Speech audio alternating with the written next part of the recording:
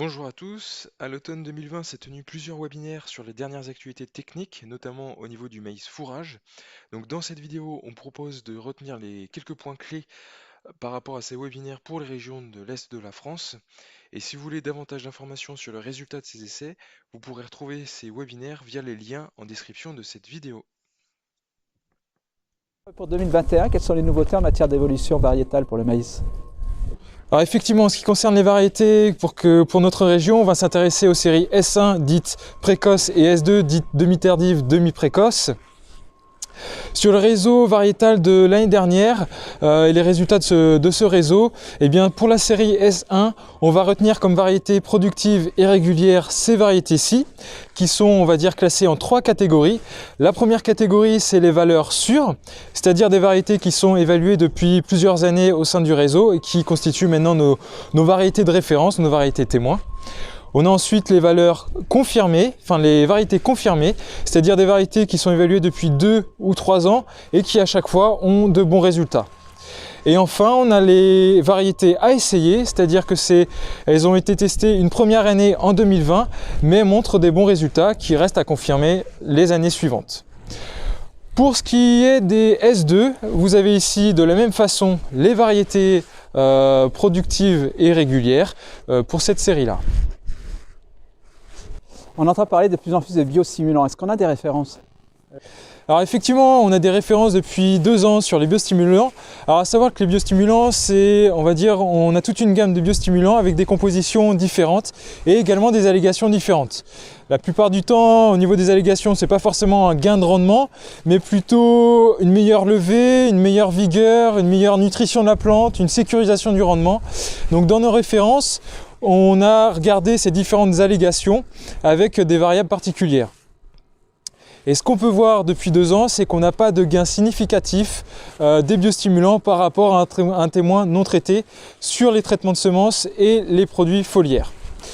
Par contre, dans ces mêmes essais, on avait également une modalité avec l'engrais starter 1846. Et là, par contre, on avait un gain significatif, même au niveau du rendement, de plus 1,9 quintaux par hectare sur 2 ans. Et d'autant plus dans les conditions difficiles de démarrage pour le maïs. Qu'y a-t-il de nouveau cette année en termes de désherbage chimique sur maïs?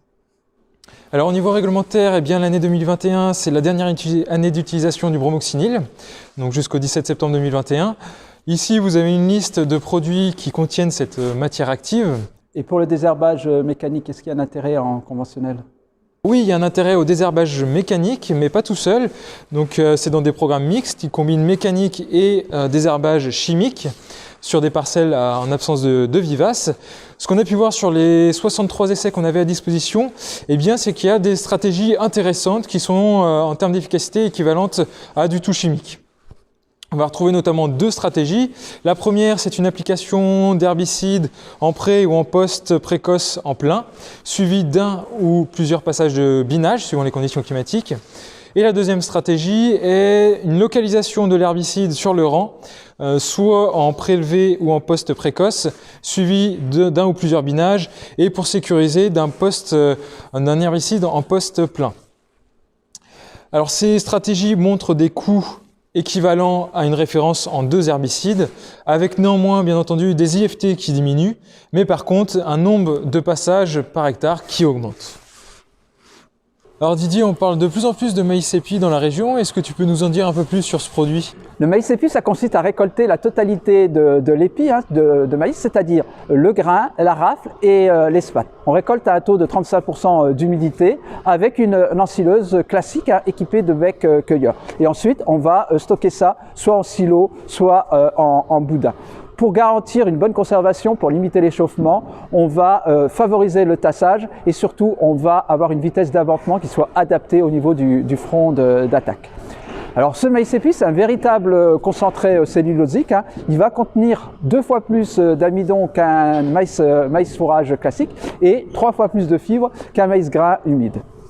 Donc c'est un produit qui est bien adapté à des animaux à fort besoin. Ainsi en production laitière, c'est un bon complément à des rations riches en ensilage d'herbe. On maintient le niveau de production, on réduit un petit peu le niveau des taux, ce qui peut conduire à une baisse des résultats économiques.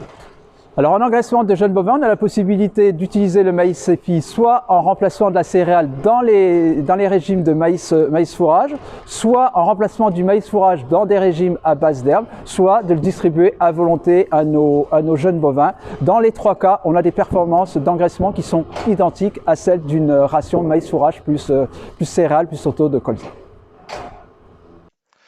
Si vous voulez davantage d'informations, vous pouvez cliquer sur les liens en description de la vidéo ou contacter votre ingénieur régional Arvalis. Sinon, on se retrouve le 15, 16 et 17 juin 2021 pour les culturales qui auront lieu à Reims en Grand Est.